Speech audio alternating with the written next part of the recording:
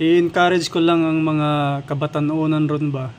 Labi na kadtong eskwela o college na kung mahimo maghanap jud ta ng part-time job. Ngano man kay di sa tanan panahon na may kwarta ang atong mga magulang. Di sa tanan panahon na makahatag dayon ang atong mga magulang kung nayato panginahanglan sa eskwelahan. Grabe kadaghan ang opportunity karon. Grabe kadaghan matrabahoan. 4 hours lang ang part-time job. Dili jud na makapikto sa inyong pag-eskwela.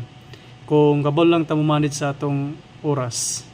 Kung full scholar ka diha, dili pud ta magdepende sa atong allowance kay sulti hanta kamo sa tinuod dili jud na paigo.